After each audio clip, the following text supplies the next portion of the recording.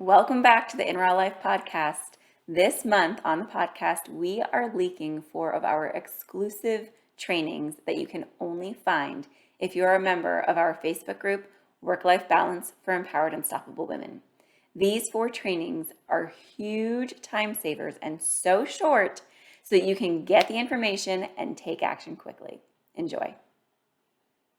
But today we're going to dive a little deeper into the 3 reasons time blocking is actually sabotaging your day.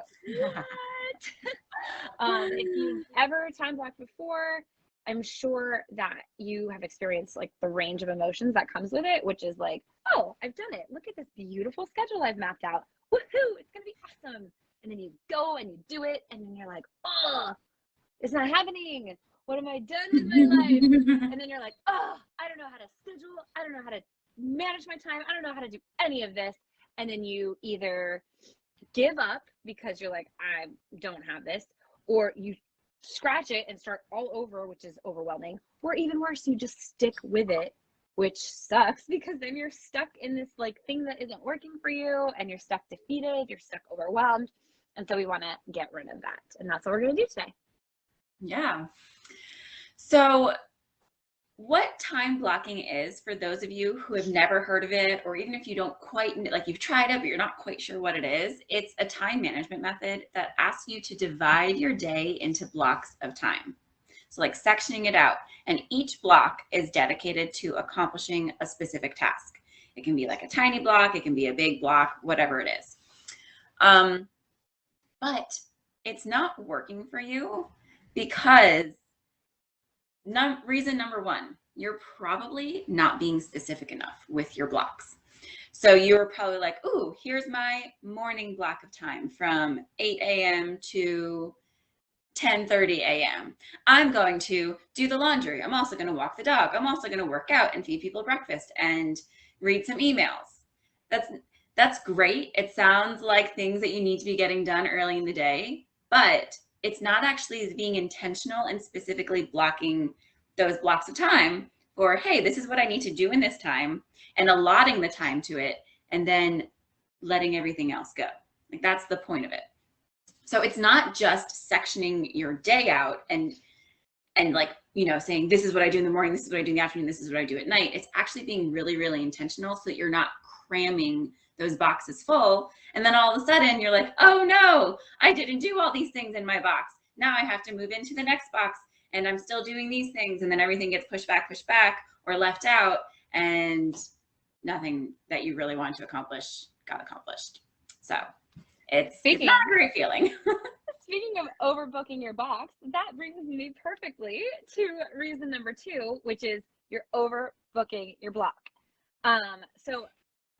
One of my stepsisters, I don't have a lot in common with my stepsisters. We're not blood related, but there is one thing that I have so in common with my stepsister Kelly, and it's that we used to be late to everything. And when there was one time Kelly and I were talking about it, and she's like, you know, I learned recently that the reason people who are consistently late and always late and like almost like chronically late, like you don't know how to not be late, is that those people are overly optimistic with their time. And when she said that, I was like, oh my gosh, this makes so much sense. So what it means is like, you think that you've got this allotted time and you're like, oh, I can do so many things in that time. And then the next thing you know, none of that was humanly possible. You've maybe accomplished 2 or 3 and you're still in the middle of finishing up 4, and you're totally going to be late to whatever appointment you had. So the thing is that, just like Jess was saying, like when you're intentional with your time, you're specifically intentional on what you're going to spend that time with, instead of like, you know, just throwing all of it in together, then you're not packed so full and you're not so overwhelmed by your list.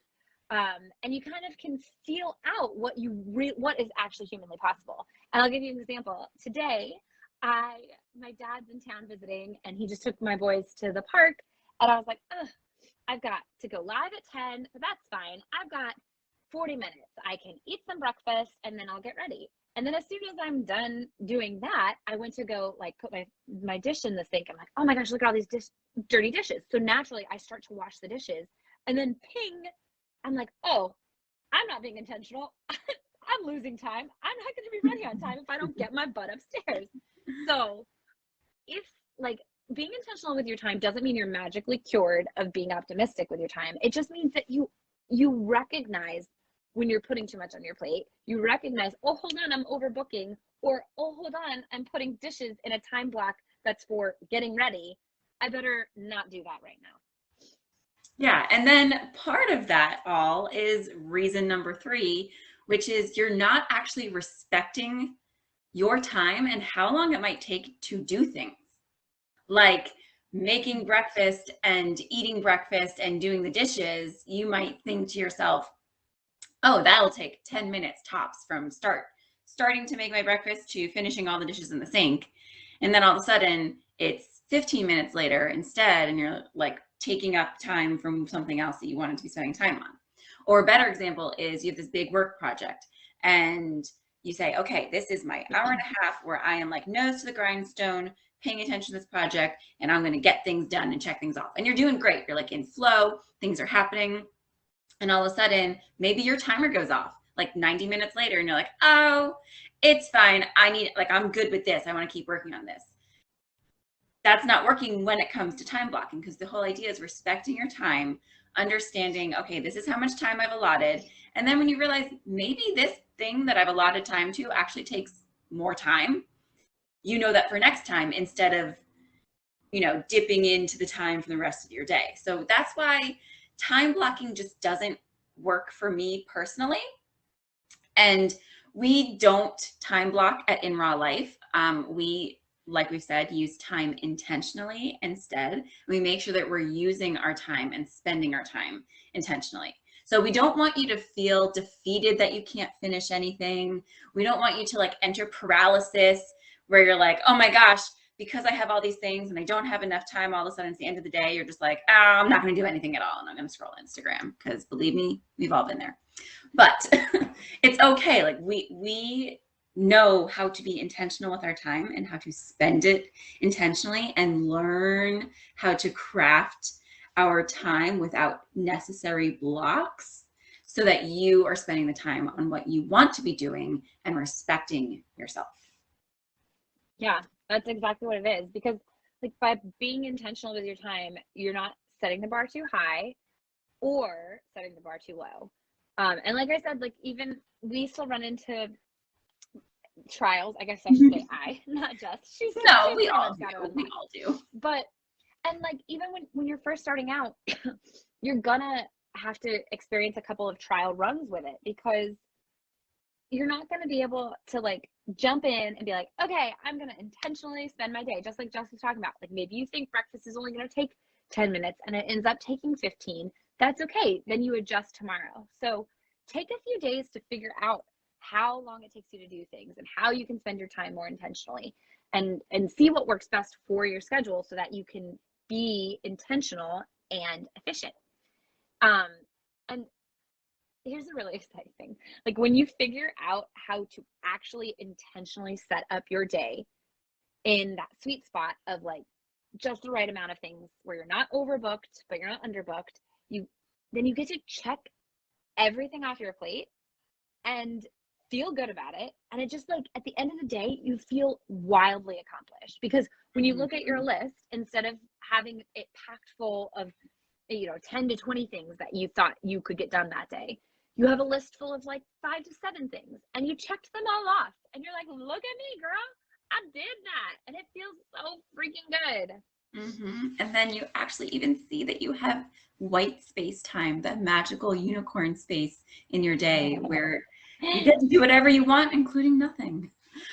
So do you guys see how spending your time intentionally, how what we like to call time intentionality, can improve what you accomplish in your day and how you feel accomplished at the end of the day? Like imagine if you no longer had to worry about how to schedule your time just right, but instead it became such a habit to you that you just show up and enjoy the tasks that you have for your day. It's amazing. I can say personally for me, like since time has become more habitual, I enjoy every single task versus being stressed out by what's on my plate. Like because I'm intentional, even in the moments where I'm like screwing up and going, oh wait a second, what am I doing here? Okay, like I get to enjoy these dishes later. For now, I get to enjoy going upstairs and going live, which is what I love to do. And because of that, I honestly enjoy all of the parts. I enjoy the parts where I'm showing up for my business, which I love, but I also enjoy the moments of downtime where I'm just folding by myself or doing dishes or whatever the things that I used to really dread, I'm now looking forward to because I'm intentional with my time and I appreciate that moment of I get to fold my laundry right now. That's it.